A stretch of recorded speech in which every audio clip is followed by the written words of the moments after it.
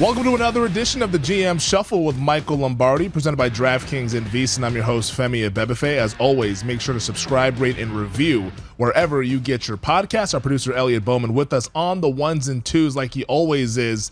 And, Michael, we will get to the craziness from Sunday Night Football. Bengals, Ravens, what a game that was out in Cincinnati. But we got to start with what we saw Saturday night in Duval County. The Jacksonville Jaguars stun the Los Angeles Chargers 31-30. I know you've been champing at the bit to get into this one. Oh, man. It's been a game. Yeah. I mean, how do we even start this, Michael?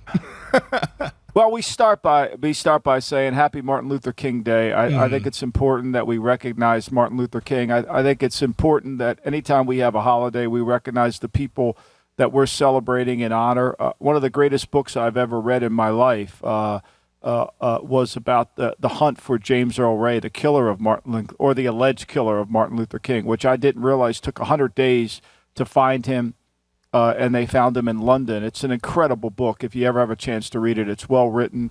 But, you know, there's a lot to learn about Martin Luther King. I didn't know his name was Michael King, but was changed to Martin Luther after the monk from Germany that his father read about when he was over there, and when he came home, he legally changed his name. But the one story I want to share before we get going, it's very personal to me because of the Daily Coach and my relationship with Coach George Raveling and all of us that are involved in the Daily Coach. Coach Raveling was a young graduate assistant basketball coach at Villanova. He had just finished his career there. He's from the D.C. area, and he and his friend were getting into coaching, and in that late summer day in August, they went down to see the friend, and he went to see his family.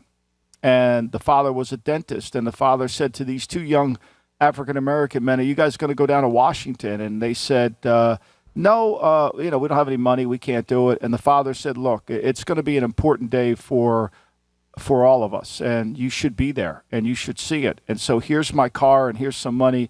Go down there." So the two of them get in the car. They drive down to D.C. They rent a hotel room on the outskirts of town.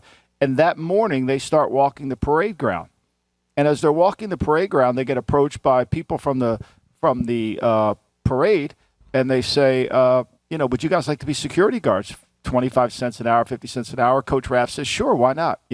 So they put him up on the stage. And he's on the stage when Dr. King is delivering that speech, which no one realizes was never titled "I Have a Dream." It was a different speech.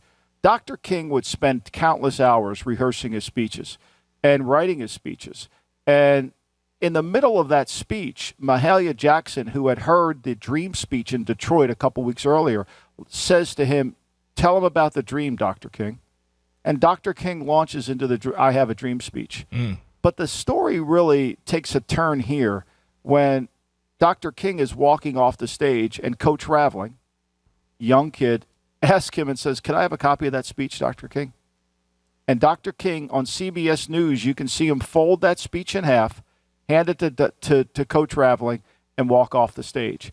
And Coach Raveling has owned that speech for most of his life. I think he gave it to Villanova University as part of his payback to the school. But to me, as we celebrate that day, I think that story is worth mentioning.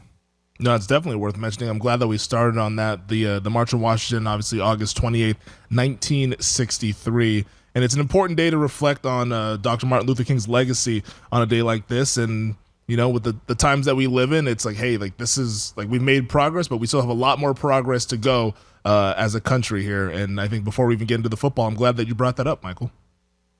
Yeah, I think it's important we recognize that. I think as you have to understand history. If you understand the past, it'll help you in the present. I think it's one of my biggest pet peeves as we transition, and it's an easy transition.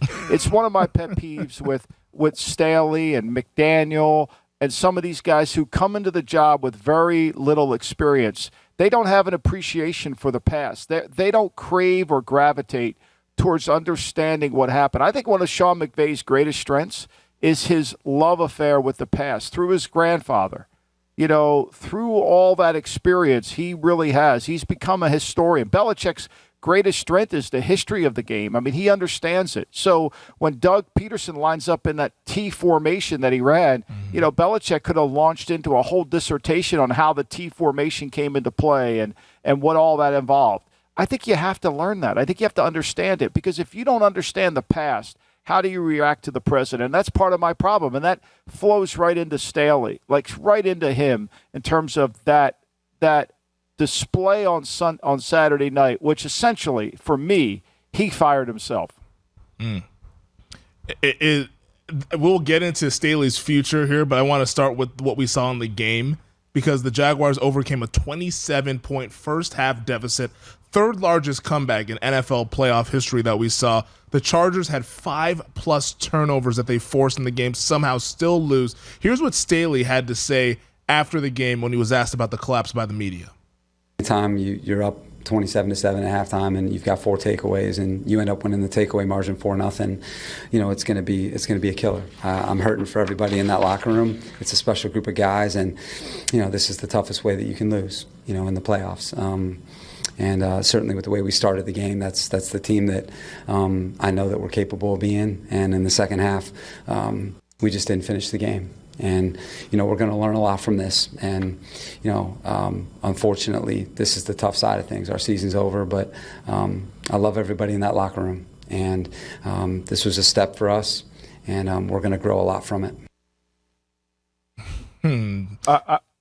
I mean, look, I'm hurting for him too. But I think to me, where I have a problem with this game is what I have a problem with the Chargers, pretty much from a design problem, right? So I often talk about football teams. There's a design and then there's a production problem. Well, there's been a design problem with the Chargers for a long time. And let's go back to what I believe are the elements to win playoff games, right? So your best players have to play their best. Well, he violated that by not allowing one of his best players to be on the field, Mike Williams. I mean, that's a complete violation. How can your best players play the best if they're not on the field, right? So that's a problem. Second, what you want to be able to do is you want a team with balance. And if you're truly a head coach and you understand what it takes to win playoff games, you need to be able to have balance. You need to be able to not rely on just throwing the ball to win. So when he's up 27-7 or when he gets the ball back at the end of the first half, right? So he gets the ball back at the end of the first half and, he's up 27-0. He has the ball back.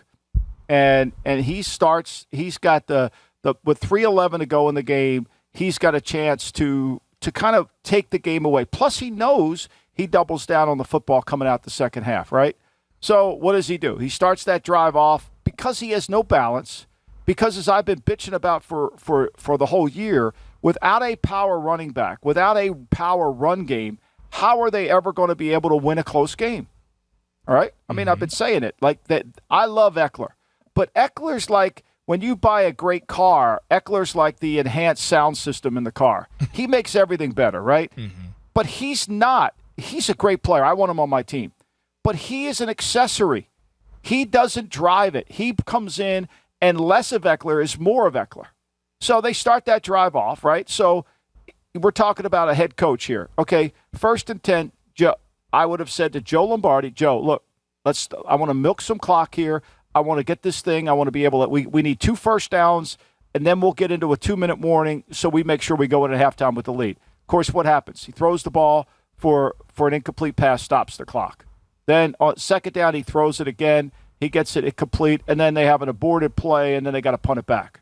And then that drive, when they get the ball with the return, they get the ball at what, the Charger 47. I mean, think about that. He punts. They get it, and now on the short field, they go in at 27-7. Okay, all right. So we had a brain fart here. Let's go out. The second half, we start out, and again, this is what my point is, and the problem is he starts out now. He's got a 27-7 lead, so he's got to be able to say to Lombardi at halftime, "Look, Joe, we've got to be able to control this football. We probably got to be able to have at least 15 first downs in this game, and we got to milk the clock. We got to take the clock all the way down." So they start the second half and a -4-yard run. And that's essentially what happens to them. That run then created an imbalance of 25 passes to 8 runs in the first half. Why? Because they don't have a running game. And so when they get a negative play like they did, Lombardi called 9 straight passes. He called 9 straight passes with 27-7 lead. I don't blame him. I don't blame him. Because this is, to me, that's the result. The problem is the production. nobody in the building said, hey, we better make goddamn sure we can run the ball when we have to. Like, nobody said that, or else they wouldn't have what they have as a team. To me, that's where they lost the game. And it's that lack of ability to get those dirty yards, I think, that really showed its glaring need right there for the Chargers in this game. And you mentioned the sequence before the end of the halftime where they punt the ball. I thought that's kind of where this whole thing turned. That 3rd-and-1 play on the jet sweep where the ball was fumbled. If they get that, and I even tweeted about it, I said, man, this must not be the Jaguars' night. If they can't recover that, they're not getting any bounces that go their way. But in a weird way, it actually did go their way because that forced the Chargers to punt in that situation, allowed Jacksonville to get on the board and probably feel a little bit better about themselves down 20 versus being down 27 there at halftime. But we talk about it all the time that you got to be able to get those dirty yards and close games out because all the fancy stuff can get you a lead. But if you can't close games out against good teams in the playoffs, you're going to leave that door open. And then Jacksonville came right through that door in the second half there. But on the Jacksonville side, Michael, this thing really was a disaster to start out. And, and we'll get back to all what the Chargers did in the second half, but on the Jacksonville side in the first half, Lawrence throwing those 4 interceptions. I mean, the game starts with an interception on the tip play. Bosa tips it. It gets picked off by Tranquil, I believe it was. And then it continued and continued and continued. When you were watching that first half, I mean, what was going through your mind seeing Lawrence turn the ball over possession after possession? I was trying to say to myself, can't we just get him a couple settle his ass down a little bit? Like, I even the first two, I was like, okay. Look, that was pass interference. I mean, that crew there on Saturday night, I mean, look, let's face it. I mean, the crews were horrendous. Sean Smith was a disaster. I mean, not to be outdone by the guy who called we'll get to this later, but the roughing the passer on the Giants. I mean, I thought they let them play. Like, to me, the problem with the NFL refereeing is when we watch playoff games, they don't look anything like regular season games. Bingo. Like the contact, the physicality in the secondary is so different. I don't know how you do it as a coach. Like, not to jump ahead, but that pass interference call in the Buffalo game, I forget. No, was it in the Jacksonville game? It's this game, right? So I see so many games. So they call pass interference. Kind of, you think Jacksonville's going to get on track. They pick it up saying it wasn't. And then McCauley's in the booth saying, well, he didn't make a play back for the ball. Hey, Terry, there was somebody in his way to make a play. Like, he couldn't make a play back. Like, that's 10 out of 10 times that's pass interference in the regular season. I don't give a shit what you tell me, right? They're calling that every time. And so the inconsistencies, I mean, I didn't know it. I mean, you remember the old Addams Family TV show where they had this thing that came out? They called him Thing. His hand came out. Yep. Like, I didn't know the NFL had their version of Thing. Like, all of a sudden, after a quick replay, that's not a catch. Like, where'd that fucking come from? Where'd we get that from? Came from New York. I mean, where the fuck did that come from? Like, I didn't even see that. Like, when did we get this? Like, when did we get this? Is Thing here? Where's Matisha? We got to get her over here. Like, are you fucking kidding me? It's just I mean, I loved it. Don't get me wrong. I'm not complaining. But where did it come from? I mean, like, where? Like, New York was. And then the announcers, the announcers, like, I mean, look, Al Michaels could say whatever he wants, but I mean, they were sleeping at the wheel. I mean, they were sleeping. If they could have gotten pulled over by the police, they would have. Al, you're not allowed to drive. You're tired. You go back.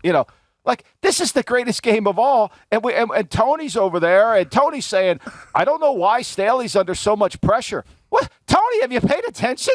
Like, have you watched this guy coach at all? Like, have you seen what he's done? Like, have you seen some of his decisions? It's a $7 billion franchise, and this asshole's going for it at his own 25. You don't know why people are pissed off at him?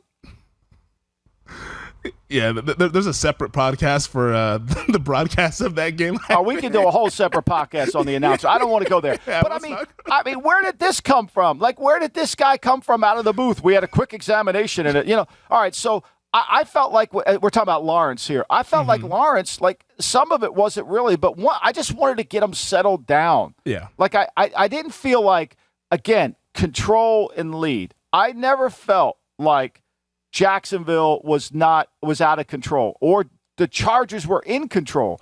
I thought, they played on such a short field that they were given opportunities. And I felt like, the longer this thing went along, I felt like, if they could convert some third downs and keep the ball. I mean, think about it. Their first drive, they get a touchdown, they go 18 yards, right? The second drive, they go 12 yards, right? The third drive, they only have to go 16 yards and they get a touchdown. So they really only had they had 2 drives for 10 points, basically, that extended over. And I felt like that, if we could just get some first downs, we'll get back in this thing. And then I knew this, and I was texting with some people that night. I said, once it got to 27-14, Staley's asshole got as tight as it could be. I knew this was coming, right? You could just see it. It's like when Doc Rivers is coaching the Sixers and they have a big lead, and all of a sudden it gets cut to like 4. I could see the sweat dripping down Doc's head. Like, it's over. Like, it. I tweeted, it was at 5:56 p.m., and I said, we're going to learn a lot about Trevor Lawrence tonight. True test of a dude is whether they keep firing or not after a horrendous start. There's a lot of ball game left. And that's what it felt like to me. I was like, this doesn't feel like the control thing that you talk about. The Chargers were never in control. Jacksonville just kept making the self-inflicted wounds. And then once that stopped, and then we saw Trevor Lawrence settle in, and I thought Doug honestly might have put a little bit too much on his plate early on. I was like, okay, Doug, I thought so too. This is his first playoff start. Like you mentioned, give him some easy throws, give him some layups, let him settle in, work his way into the game. But he was asking him to kind of go from the beginning. And then I think Doug made the adjustment probably toward the end of the first half and then halftime, and then Lawrence started to settle down. I mean, get this, Michael. The first 7 drives of Lawrence Saturday night, 5 of 18, 35 yards, 4 interceptions. Last 5 drives, 23 of 29, 253, 4 touchdowns. Like once he settled in, he was really the guy that we all expected. I mean, I take my hat off to the kid. I mean, the kid, I thought his comment after the game was so goddamn good. He said, what choice did I have? What choice did I have but to battle through it, right? Well, I mean, I get that, Trevor. You're a competitor, but there's a lot of people, Kirk Cousins, who would have shriveled up. Like, there's a lot of people who would have shriveled up in that situation. Okay. Short of the sticks. I just think yeah, I mean, we'll get to that later, but I mean, I just that I liked the kid even more when I heard him say that. I thought it was sensational, and if you're and to me, if you're the great Brandon Staley, who, by the way, on our network, there's some people on our network, just so you know this now, that think Staley is the greatest coach and he doesn't have a second. He does not have a second. Like, there's nobody better than him. This was last year. There was nobody better than him. And Focus and all those analytical people think so too. If you're Staley, you got to say to yourself, we have to score in the second half. 27 ain't going to be enough. We're going to have to get this to 40. If we get to 40, we win. There's never a conversation about that. To me, I'm always thinking that. What's it going to take to win this game? I've always thought that my whole life watching games. We're going to have to get to 40 to win. Now this game, if he'd got to 34, he wins or whatever. But, to me, if I were Staley at halftime, I would have said, okay, we got to get to 40 to win. This next drive, I would have gone to Lombardi and said, Joe, this next drive is the most important drive we have in the game. We got to put our 5 or 6 best plays together, and we got to get points. We got to be aggressive and get points. And what happened was, when they lose 4 yards, as a play caller, when your run goes from -4, what do you automatically do? 9 straight passes. Yep. And here's why I know this. Again, this is why I think, as these guys search for head coaches, I think experience matters, okay? So there was a time when Sean Payton was a young head coach at New Orleans, when with Drew Brees, he had it so easy on 3rd and 4, throw Y stick. 3rd and 2, spacing. Run all the basic shit, and keep moving the sticks. And when he got into playoff time, he didn't have enough fucking juice in he didn't have enough power. Mm-hmm. And through a lot of Parcells counseling, I think Sean changed, and all of a sudden, he became tougher. He got tougher. And so Ingram with Kamara, they don't have their Ingram to Eckler. Eckler would be better if they had an Ingram. If they would have, why wouldn't they have taken taken Murray off of the practice squad and wherever he was? That's what they needed. They needed a big physical power back. No, I think that's a really good point there. Just the last point on the Jaguars resolve, and we've seen this throughout this regular season. Jacksonville trailed by 9+ points in each of their last 5 home games, and they won all 5. They were down 17 against the Raiders, down 9 against the Ravens, down 17 against the Cowboys, down 10 against the Titans, then down 27 against the Chargers, and they won every single one of those games, and that's why they're in this situation in the divisional round. Well, you take Kirby Smart when he walked off the field against Georgia TCU. What did the first thing he said to the announcer? This thing's a long way from being over. This is the best third quarter team in all. Like, do you think Staley realized what he was up against in the second half? No. Like, with all that you just cited, do you think his team knew all that we had to play at another level? And then, by the way, your best players have to play best. Then he loses Carter. Now he's down another receiver. And it's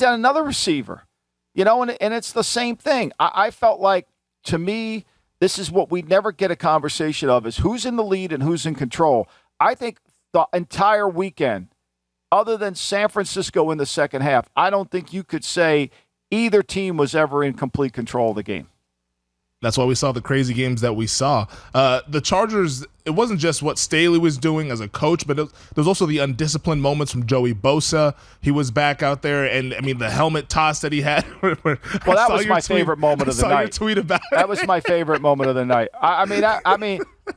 That was my fucking favorite moment of the night. I replayed that like 8 times. Like, I replayed that. Like, I got to see this again. Like, literally, he ran out there to pick up the kid's helmet, handed it to him, and he slammed it down. And people said, well, he just didn't want him to get a penalty. No. Okay, ask yourself this, Femi. What great coach, would Lombardi have picked up the helmet? Would Chuck Noll have picked up the helmet? Would Don No, Leadership 101. Like, you would have gone to him and said, like, hey, get after, like, calm him down. Yeah. That was my favorite moment. He picked up the helmet. Of course, nobody talked about it. Look, I get it. Bosa was pissed off he was getting held. Now, I'll say this. Nobody's mentioned it, but I don't know what the fuck Bosa said to Sean Smith. Yeah. But Sean Smith reacted. Did you see his reaction when he fucking threw the flag on Bosa? Because players say stuff to refs all the time, but I don't know what Bosa, because Sean Smith ran backwards to Bosa. It was like, hey, what are you talking about? And then Bosa continued. What the fuck did you just say to me? And then he threw the flag. I would love to know. I would say that's probably going to go under the secret files, but I would love to know what that was, because Sean Smith's reaction to that was like, whoa, yeah, he was really pissed. Of course, this is shit we don't get to see. Like, I don't understand it. There's so much that the NFL gives the network so much shit to deal with, and naturally we just ignore it. Maybe that'll be under the lost files, like you said, on NFL sounds or something like that. Somebody has a sound out there. But, yeah, the Chargers, I think that the lack of running the football in that second half I thought was a glaring need, and also just how they collapsed. It was truly remarkable. Jaguars becoming the first team to win a playoff game with a -5 turnover margin. All these people that say it's, Staley and, Tony Dungy, I don't know why he's under pressure. Has anybody watched his defense for 2 fucking years? Has anybody watched his defense for He's supposed to be a defensive guru.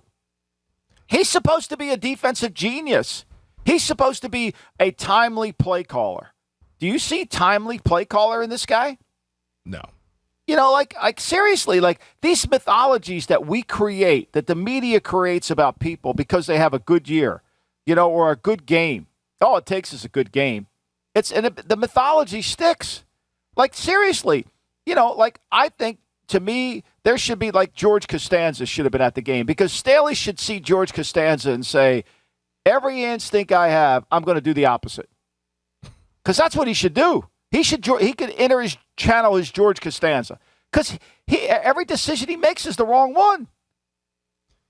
Do you think he lost his job Saturday night, or do you think he returns next season?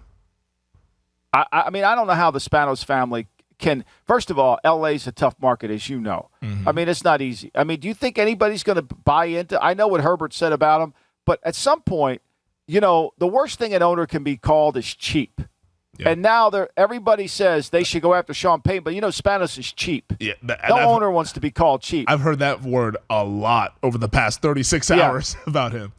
No, and you can't tell me you're committed to winning and bringing him back. Like, you just can't tell me that. Like, it ain't going to get fixed. Now, I hear he wants to change offensive staff. I think he wants more say in personnel. I think internally there's a lot going on in that building. Mm-hmm. Telesco's contract's up. I feel bad for Tom, because Tom's dealing with this guy, and who knows? How many games could they have won? Let me just add, if Peyton is coaching this team, they're the number 1 seed probably. Yeah, they win the division. Because I promise you, Peyton would have recognized, I got to have a power run game if I'm going to beat good teams. Yeah, I think they win the division if Sean Payton's the head coach. And imagine what that would do for Justin Herbert's development as good as he is now, you give him a coach like Sean Payton, I mean, he's going to be right up there with the Burrows, the Mahomeses, and all those guys, and the Chargers could be serious contenders. But as of right now, they're just going to be kind of floundering around as a wild card team that has a disappointing exit this season. Michael, let's keep it moving, though, from wild card weekend. Sunday afternoon, the New York Giants, Big Blue, stand up, man. They get the victory over the Minnesota Vikings, 31-24, the first playoff win for the Giants since Super Bowl 46 against the New England Patriots. How about Daniel Jones? It was a coming out party for Danny Dimes, 24 of 35, 301, 2 touchdowns, and 78 rushing yards on top of that. He was stellar throughout. Well-coached team. They were tough. They were everything we've said about this Giants team for much of this season. While they might not have the talent, they execute and they get put in the right positions to win games. Yeah, and I thought, look, Daniel Jones played as well as he could play within the system. I think you got to credit Daboll and Kafka. I think by incorporating him into the run game, right? I think by incorporating him into the run game really made that have a problem. Now, some of those runs were off of quarterback drop-back passes, but him being involved in the run game made them a six-back offense, and really Minnesota had no idea, didn't really know how to handle it. Look, we know Minnesota's not very good on defense. I'm not taking anything away from Daniel Jones, but they're not good on defense. And they called a great game. Kafka called a great game. I mean, they called – you want to know about a play caller? The play call Kafka called at the end of the game where Slayton dropped the pass. It would have been a first down. They would have sealed the game on that play. I mean, that's just a great play call. Knew what they were going to be in. Execution perfect. So, and then I think you got to look at what Sir Wink Martindale did. I mean, look, I don't understand how this fucking guy can't get an interview, right? Jefferson's got 7 catches for 47 yards. Like people are talking about Hawkinson's never going to beat you. Nope. Nice player, never going to beat you, right? But when you walk out of there when Dalvin Cook has 6 catches for 10 yards, 6 catches for 10 yards. So what does that tell you? They took away all the screens and all the flat routes. So they took away all the easy throws, right? Jefferson, they took him away. So they put the ball in Cousins' hands in pressure situation. He didn't turn it over, but they knew he wasn't going to make a play. I mean, think he's 31 for 39. And he throws a 7-yard pass in the most crucial play of the game. Ugh. I mean, I think it was just a great coaching job by the Giants. It proves the point here that when you marry the system to the players have a chance to perform better. It doesn't make them better than they are. It just allows them to perform to a higher level.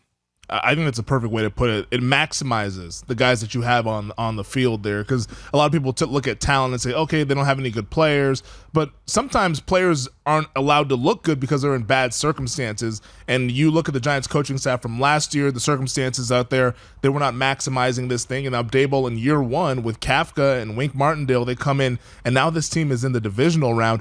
I mean, how about the play on the defensive side? You mentioned Wink Martindale. Dexter Lawrence, at every play, it felt like he was in the backfield just sending Garrett Bradbury right into Kirk Cousins' lap every single play. Yeah, I mean, that wasn't happenstance, right? They didn't think Bradbury was going to play. They thought the Chris Reed kid might play. But they knew the matchup favored them. And what gives Kirk Cousins problems? Push the pocket back. This is what I talk about all the time, is how to set up a game plan, how to strategize to win the game. Like, how do you strategize to win this specific game? Like, we'll get to Buffalo and Miami, but that's my problem with Miami. Miami, the play calling didn't strategize how to beat Buffalo. Like, he was, he was close, a 14-point dog. He's in the game. He did a great job.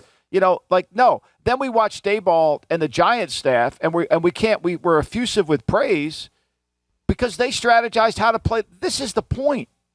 You put your best player on their shitty player. How complicated is that? And you push Bradbury back into the quarterback. And I'm sure there would probably been 8 more holding calls. I mean, that rough of the passer call, that's an embarrassing call at that moment. That was pretty rough for them to call that on Dexter Lawrence. And it might have cost the Giants the game. Luckily, it didn't, because I think that would have been a pretty brutal outcome if that ended up deciding what happened in this game. Minnesota, though, we talked about this throughout the entire season. Kevin O'Connell, he's banned here in the city of Las Vegas. The guy's got a horseshoe up. He's got a horseshoe up his ass. I thought he was going to pull it out again. I thought he was going to pull it out again. I really, after that roughing the passer, I was like, oh, here we go. We're going to go to OT. They're going to get the coin toss, and they're going to go down the field and score a touchdown. But it's their first one-score loss this season. They just didn't get it up. They played with fire one too many times and got burnt. Well, they could. They could. When you're in that many one-score games, what does that tell you? You can never get control of the game. Mm-hmm. You can never get control of the game. It's a coin flip. It's like calling heads 11 times in a row and you hit. At some point, you're going to lose a game, right? It's what it is. It's really like that. And when you're in one-score games like that, you never have control. Let's go back to one of my key points about winning playoff games. You got to have balance.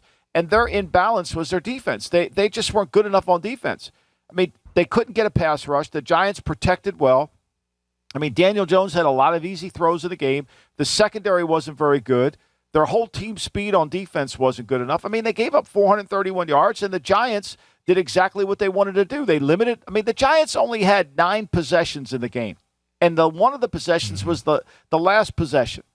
They only had 9. Minnesota only had 8.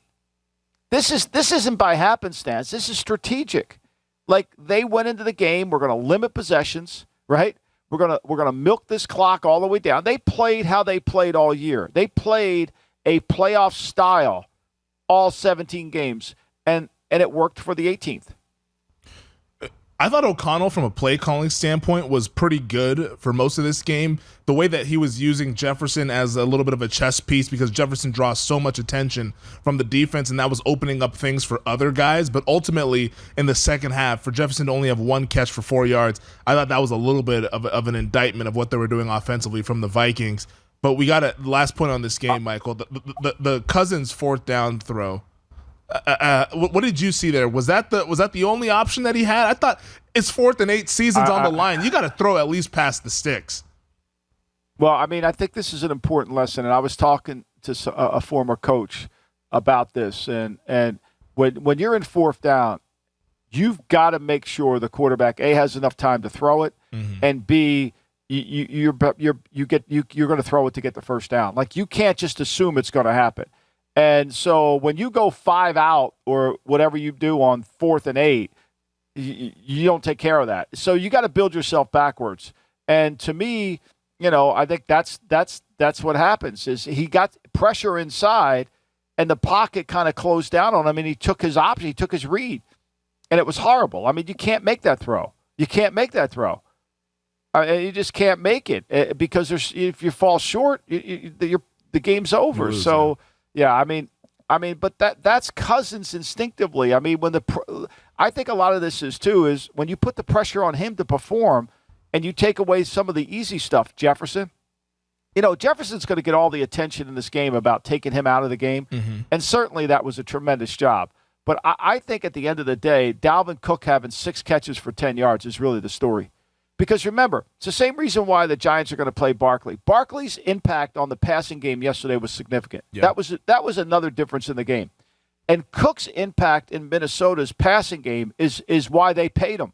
They didn't pay Cook because he's a great runner. They paid Cook because he's a great receiver and he impacts that game.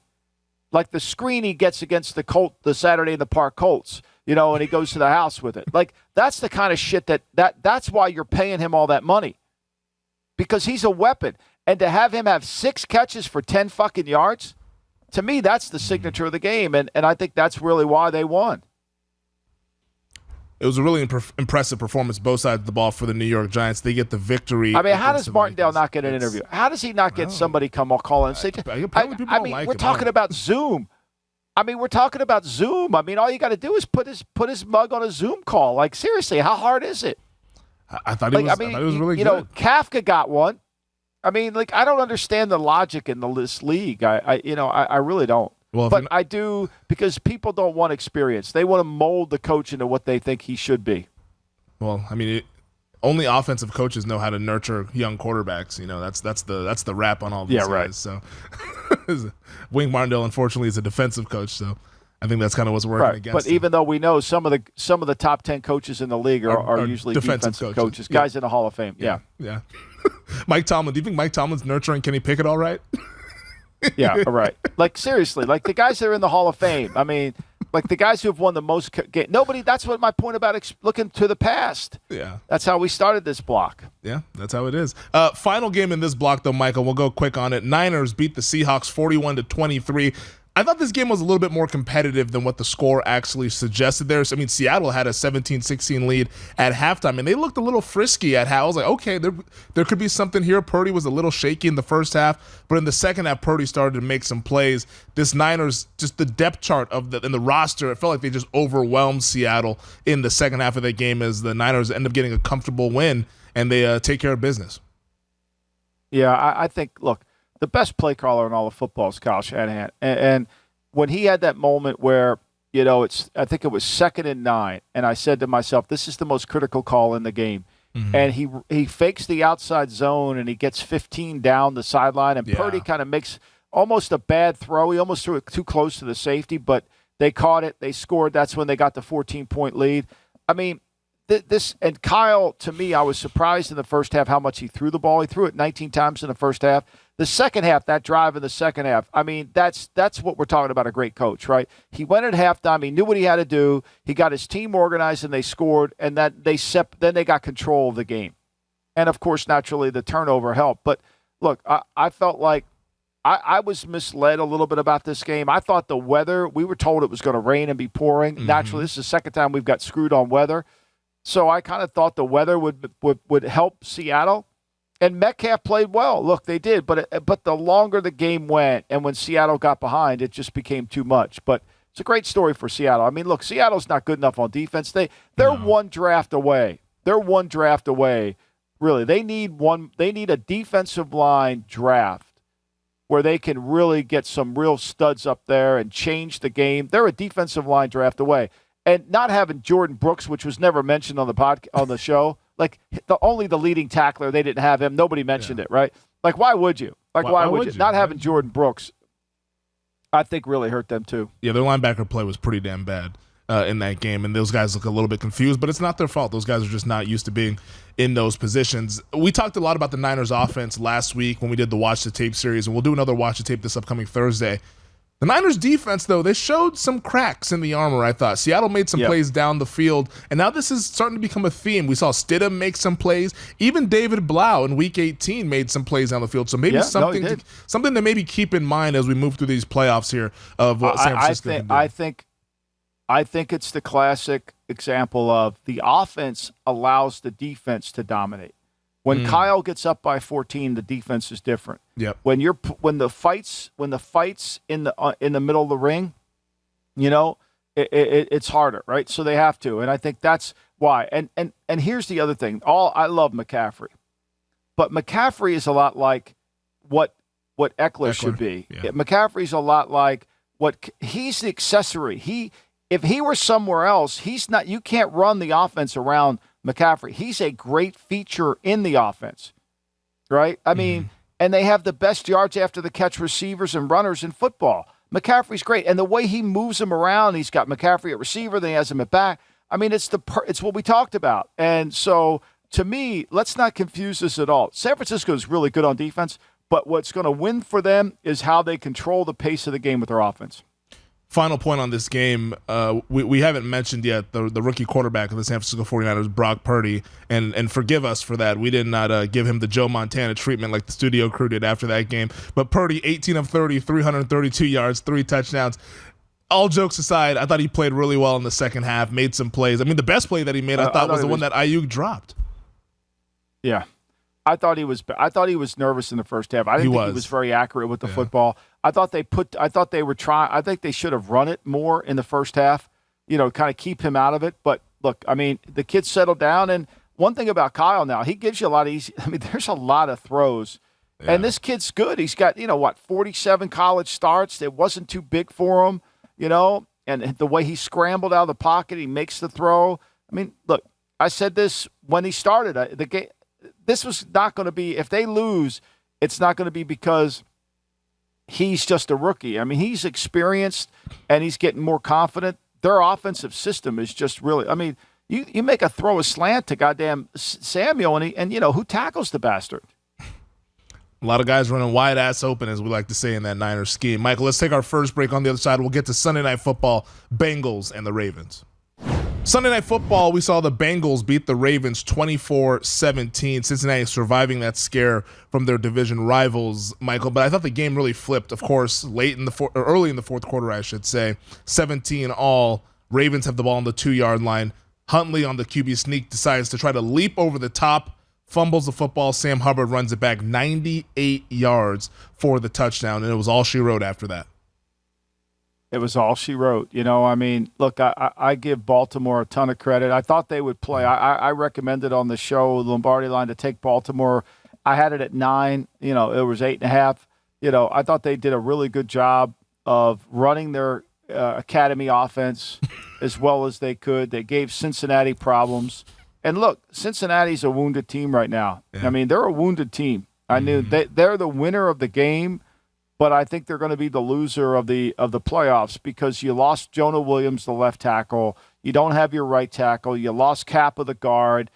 This offensive line is worse than it was last year, even though they were able to overcome. Their corner situation isn't the same as it was last year. So, they were able to survive it, and credit to them. They made the play that they had to make. I don't know whose idea it was. First of all, Baltimore on 4th and 1. They're not even under center. I don't know whose idea it was to sneak from the 1.5 yard. That's a goddamn jump. You got to be Jim Thorpe to get over that one, right? I thought it was too far away. Yeah, it was too far. But I think what bothered me most about this game, Huntley, I thought, did as well as he could do. What bothered me most about this game was when I was watching the 2-minute drill in the fourth quarter. When it was like watching Army or Navy try to execute the 2-minute drill. What I don't understand, Femi, and I don't know why this is so hard, but why can't we have, when a team is in the final stages of the game, why can't we have how many plays the computer thinks are left in the game based on timeouts, and put that number on the screen so fans at home can see how many plays are left? Because if they would have done that, when Baltimore gets the ball at 1st and 10, when the penalty was on the illegal contact on, I think it was Taylor, right? I think it was on Taylor, right? So now Baltimore has the ball 1st and 10 at Cincinnati's 28-yard line. I get Baltimore's intent here. We're going to score, and we don't want Joey to have any time. Yep. Got that, okay? So 1st and 10, they throw a short middle pass, check down to Dobbins. They huddle. They fucking huddled. They went to a huddle. They got 3 timeouts. They went to a huddle. The next time they snap the ball, there's 34 seconds on the clock. They blew, that was a 40-second disparity in time. And so if the fans at home would have realized that they probably, let's say they whittled away 6 plays, but at the minimum they whittled away 5. They gave up 5 key plays to a team that needs all the plays they can get. Right? I don't understand it. And then on second down with 29 seconds, they run it. They get under center and run a lead play and get called for holding. Where did that call come from? What do we say about this podcast? Great play callers call the best plays at the right time. That's what we said. And this offense looks like it had no way was it ever prepared for a 2-minute drill. Look, I get Huntley's not, you're managing Huntley and all that stuff. But this was as bad of a 2-minute drill as I've ever seen by a team that's well coached. The strange thing is that every team practices 2-minute. And it's the Huntley, even with Huntley there, Huntley's played enough games to where he can execute a 2-minute drill. I would hope. So I don't know why they were getting stuff in there so slowly. My theory on it was that they were planning to try to go for 2 if they scored a touchdown, and they wanted there to be no time left. So I think they were like, all right, we want to absolutely make sure that Burrow cannot get his team into field goal range, and let's try to milk the clock down. But they milked their own clock. I agree with you on that, but let me be devil's advocate to you. If I were John and I was watching that offensive line couldn't block anybody. I would take my chances with 20 seconds to go. I would take that Joe Burrow is not going to be able to get it going with no timeouts left. But they did it twice, Femi. Look, they had 4th and 1 at the 2-minute warning. 4th and 1 at the 2-minute warning. So that means they came over to the side, right? They had plenty of time. And so he runs that off tackle play out of shotgun. They don't snap the ball again till 125. They go from there. They take another 35 seconds off the clock there, so they lose 35. So in total, they gave up 1:05 to just let the clock run. And so basically they had 55 seconds to execute their offense the entire after the 2-minute drive. 55 seconds is all they were left themselves with. Like, it made no sense. It really didn't make any sense there on that final drive. But the game, let's go back to that pivotal moment early in the fourth quarter, the Sam Hubbard fumble return. It's the longest go-ahead touchdown in the fourth quarter in NFL playoff history, longest fumble return TD in NFL playoff history. Just an unbelievable play that completely swung the win probability. I believe the Bengals were around 46% win probability. Then after that play went to like 86%. So it was like a 40% swing there in win probability. And after the game, J.K. Dobbins was asked about that. I'm sure you saw the quotes, Michael. J.K. Dobbins talking about, here's what he said when he was asked, saying that, quote, he was tired of not getting the ball and tired of being held back. Said that Huntley should have never been in that position on the sneak. And then he added, which is the comment that's getting shared everywhere, quote, if we would have had Lamar, we would have won too. Now, he followed up and said that he was asked if he thought that they would have won with Lamar Jackson played, and he answered, yeah, we would have won if Lamar played too. He added that Snoop played a hell of a game, Snoop Huntley.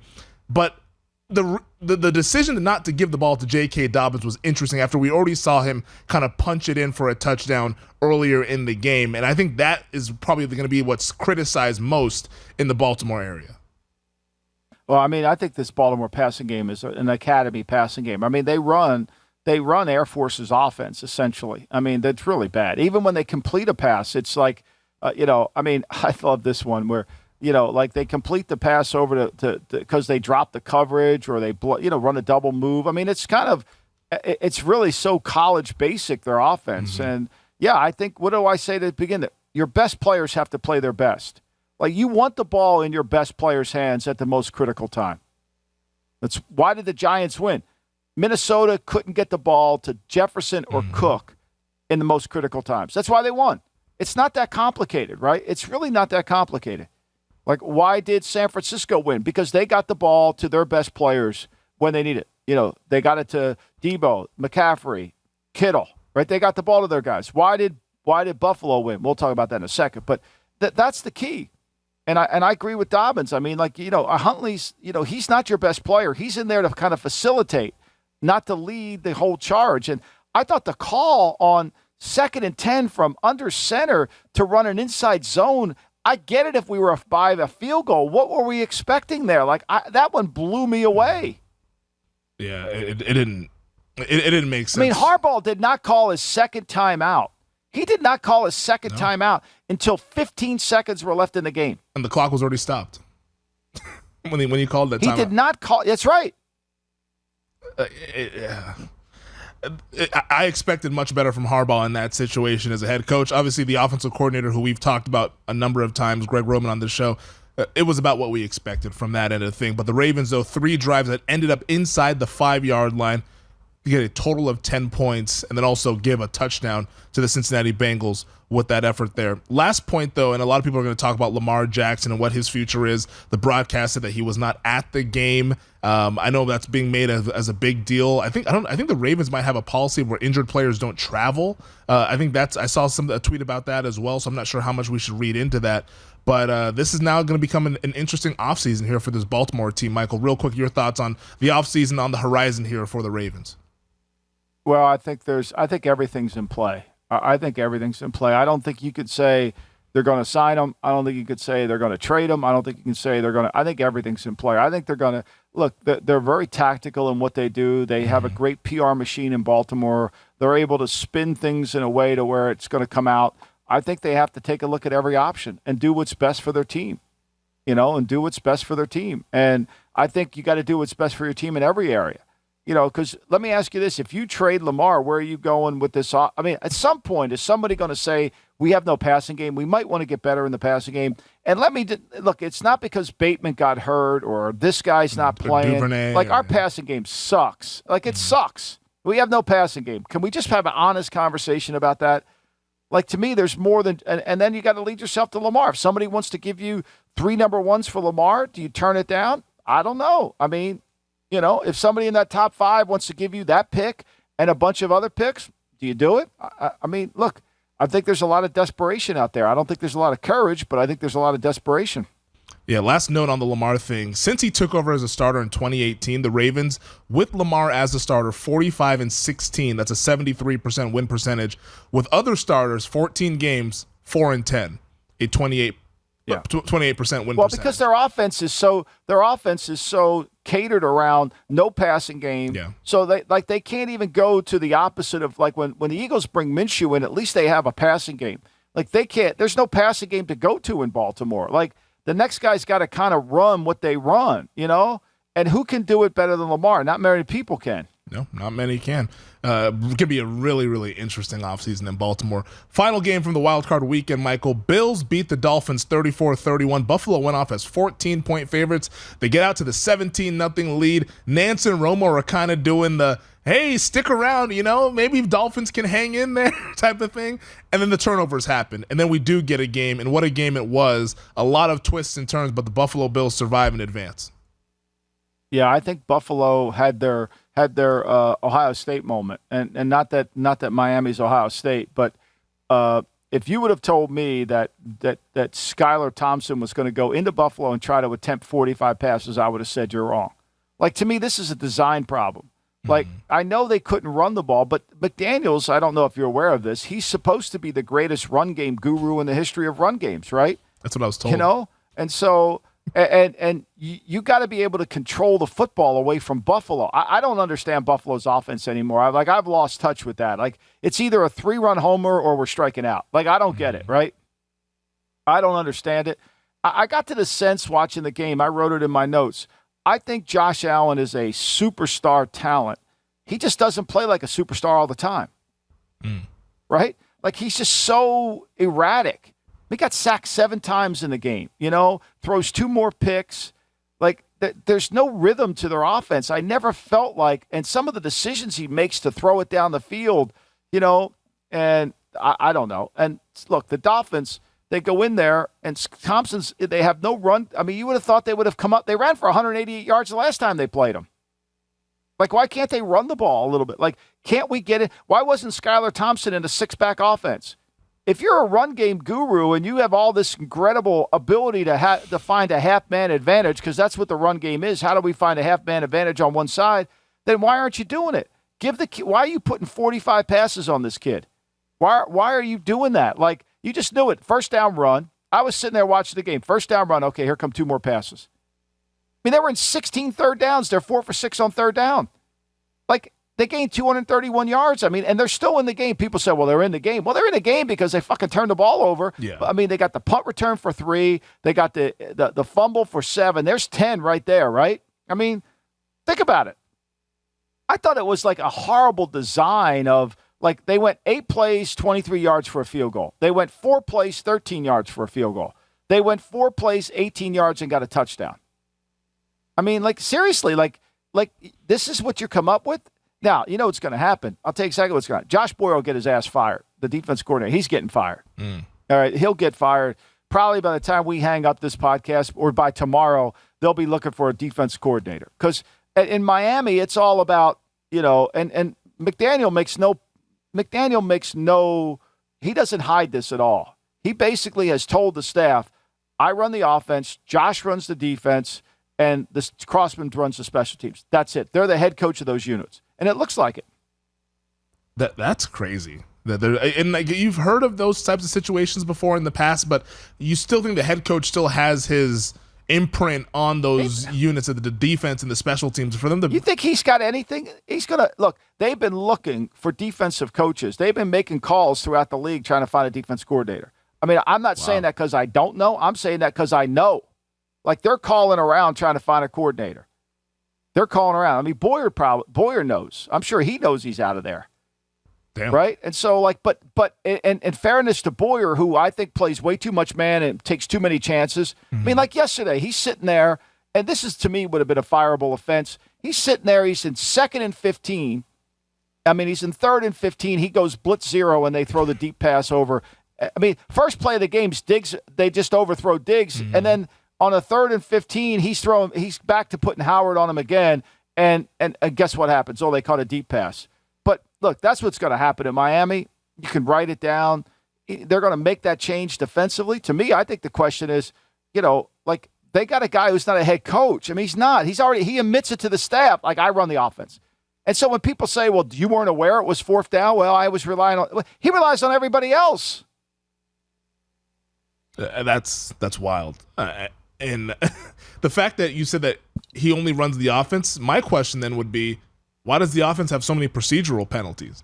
Now maybe you put that on Skylar Thompson, I guess, but it's like they couldn't even get plays out.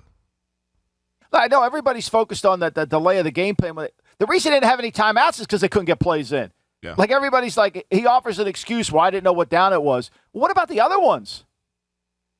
Like, I mean, like the guy, like, look, I know the media loves the guy. I get that. But, this whole notion that he was part of the run game in San Francisco, like, let's just put this fucking on the table, okay? Shanahan runs the run game, okay? Shanahan designs the run game. He calls it. Like, you can't attach yourself to that. There's no one like that guy other than his father, who was a tremendous, too. Yeah. I think that's pretty clear based on what's going on with the San Francisco run game and what's going on with the Miami run game. Now, the Miami run game had opportunities earlier this season where they were actually explosive on the ground, but they just didn't stick with those, particularly in that game. They finished 32nd in rushing attempts, Femi. They finished 32nd in rushing attempts. They never played complimentary football to their defense the whole year, and you wonder why you suck because you never helped your defense out. You never called the game in a three-dimensional way. Of course, why would you? One of the things that's important to gain alignment in any organization is to do three things at the same time, and they'll have them all work together. Mm-hmm. That's football teams, right? It's offense, defense, kicking game. And so when you have perfect alignment, they all work together. But when you don't have alignment, it's in business too. If your customer service doesn't work with this area, there's no alignment. That's what happens. And so when you have a coach who comes in and says, well, look, I was told the first coaching meeting, he made it very clear. Look, I run the offense.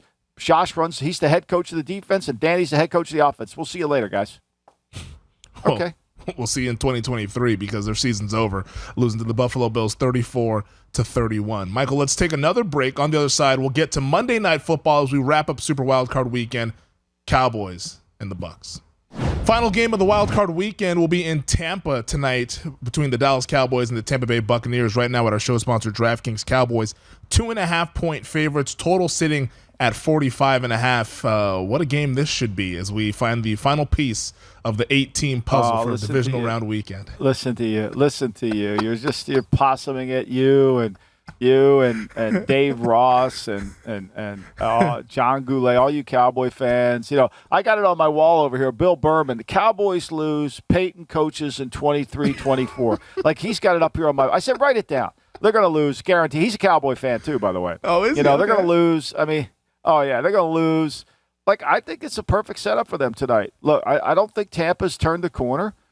I think you could pressure, can Tampa can their offense get going? They haven't scored, more than 18 points all year. So this is a game that I think you can win. And I think if they manage the game correctly, if Mike McCarthy takes and becomes the head coach and limits that Kellen Moore to not play the game in his basement and call ridiculous passes and not set up to win the game, I think they win the game. I took them. I laid the 2.5 and I took them. I know you took Tampa.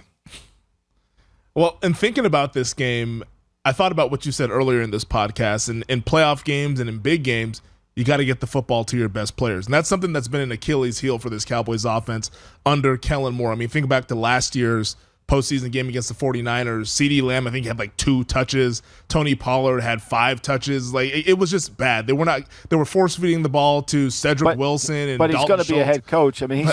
He's getting interviews in Martindale's, isn't? But that makes perfect sense to me. I would love to go into battle with Kellen Moore as my leader. I would die. I could see him storming up, into Normandy. I could see that. There's no doubt.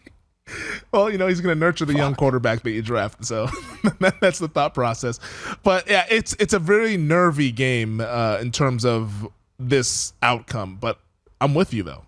With all that said, I'm with you, Michael. I laid the 2.5 for the Dallas Cowboys because I think they're just the better team.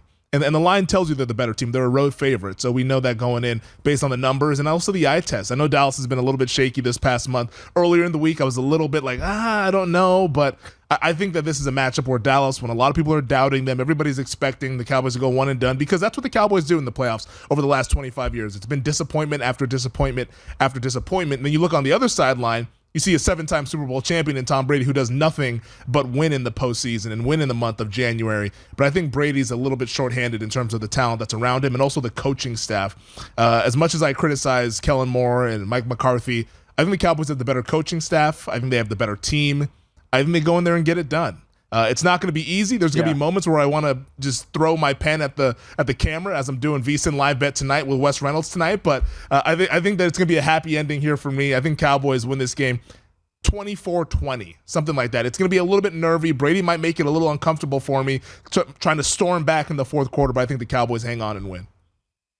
Yeah, now I just saw online that Ryan Jensen, the kid who got hurt this summer, was activated. He's going to play versus the Cowboys, so maybe that'll help him a little bit. But I'm agreeing with you. I think if they manage this game correctly, plus they have an advantage in the return game, I think that makes a difference too. So, I like Dallas today. I think that they can, and I think Dallas, San Francisco would be a fun game to watch. I really do. I think it would be. I think San Francisco, Tampa would not be. We've already seen that one. Yeah, that one did not go well earlier this season. If the Cowboys lose, though, Michael, is McCarthy done? I don't think so. I really don't. Unlike Bill Berman, I don't. That's not Jerry's modus operandi. I don't think so. I think he's going to stay the course. I think he's, I don't see it. First of all, I mean, do you think Jerry wants to pay all what it's going to take to get Sean Payton? Everybody thinks that read that's Mickey old school Loomis's Jerry. Comments. Yeah, that's old school Jerry. I mean, read 90s. Mickey Loomis's comments. Mickey said, hey, the reason Jerry hired Parcells was he wanted that stadium. Parcells built his team and facilitated the stadium. That's what he did for him. And I don't think everybody, I knew it when he did it. It was the smart thing. I just don't see him paying multiple first-round picks to get Sean. I know he loves Sean Payton. I don't know. I mean, why would Sean want to come in there and have Jerry pick the players for him?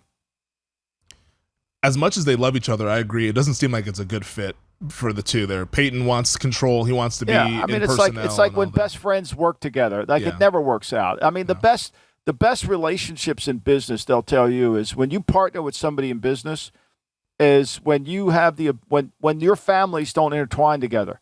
Because then what is always the thing that creates problems in any relationship like that? It's usually envy, right? What broke up Jimmy and Jerry? Envy. Yep.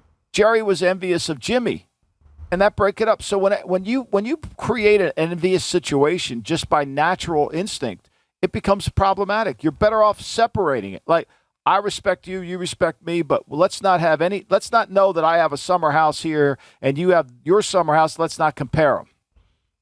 I think that's a good way to put it. So if the Cowboys are losing, I'm sure you're going to get all the Sean Payton talk. Sean Payton's name will probably be trending on Twitter if the Cowboys lose this game, but I think that they're going to probably stay the course with McCarthy and back-to-back 12-win seasons. I mean, Twitter would know. They're experts, They would know. I love that. Yeah. All right, let's take our final break. We'll get to the awards and also early thoughts in the divisional round with the 3 games that are already set. All right, Michael, before we get to the divisional round, let's hand out some hardware. Who's going on the lamb this weekend? We know Josh Boyer's going on the lam at some point this week, a poor defense coordinator for Miami. Obviously, I think Brandon Staley is going to stay on the lam. I don't know if he's going to get fired. I don't have any intel on that, but you would think he would. And I think probably we're going to see some coaching changes throughout the coaching, this offensive and defensive coordinator thing in terms of the teams that just lost. But I would say on the lam specifically is our man Brandon Staley with that performance. I mean, he fired himself, Femi. I mean, how else can you look at it? I think Brandon Staley might lead the league in on the lamb this season. This guy has found his way on there quite a bit. I mean, look, I will say this, in talking to people around the league, Staley is, he thinks he knows, and I was listening to the great, if anybody ever has a chance to listen to the great Charlie Munger, who is Warren Buffett's number 2 man, he said, you always want to hire somebody who has 110% IQ, 110 IQ, who has 130 IQ but acts like he's got 110 IQ. The person you don't want to hire is the person that has 120 IQ that thinks he has 150. That's Staley. Well said. Fred Palermo, best game plan of the week. Giants, easy. Giants were easy. Yeah. I mean, they did exactly what they had to do. That's why I liked them. They were the number one pick. I took them in Russo's contest for 60 points. It was, to me, I thought that was an easy play. I was surprised that line never moved back towards the Giants. I was shocked, and I think a lot of it was because of Minnesota's ability in one-score games. Mm-hmm. But as we know, one-score games for fans at home, that means you're never in control of the game. Could go either way. If you don't know, now you know. I think the Bengals are beat up. I think the Bengals go into Buffalo, which leads into the line. The line opened at 3.5. It immediately shot up to 4.5. It's at 4 now. I'm sorry. It went to 4. I think Cincinnati with an offensive line and some of the injuries, I think it's going to take a lot. I mean, I don't count Joe Burrow out. I think he's great. I love the kid. But to me, I think that it's going to be Buffalo going to have to beat Kansas City in a neutral field down there in Atlanta because I don't see how they can overcome all these injuries. The David Ogilvy, biggest fraud of the week. I think the fact that Mike McDaniels is sold as a run game guru. I've seen no evidence after 18 games. I've seen no evidence that I've watched the tape and said, wow, this guy really understands how to run the ball. And I'm not trying to be an asshole. Really, I'm not. Like, I want to learn from somebody. Like, I love watching Kyle's tape. Like, I love watching certain coaches coach. I love watching game management. I love all that stuff. I want to learn more. But don't tell me a guy is a guru when there's no Rue in the guru. There's no evidence for it. That's for damn sure. All right. None. None. It's because he worked for Kyle Shanahan. Before we get out of here, let's give some early thoughts on the divisional round game. So we know 3 of the matchups. We're all waiting, of course, for the Cowboys-Bucs game to end. Winner of that will go to San Francisco Sunday evening. But the first game, wildcard weekend, Saturday afternoon, Jaguars at the Chiefs at our show sponsor, DraftKings. Chiefs 8.5-point favorites, total 51.5. What are your early thoughts on this one? Well, it's a rematch, and I think obviously the Chiefs will be rested, so the Jaguars know what they have to do. I just think, to me, this will be a hard game for the Jags to kind of to play on the road. They can't make any mistakes. They got to play perfectly. I think 8's a lot of points, though. I mean, there's a lot of points in this. I think 8's too many points. I haven't handicapped it, but my initial reaction was I thought it would be 6.5, 7.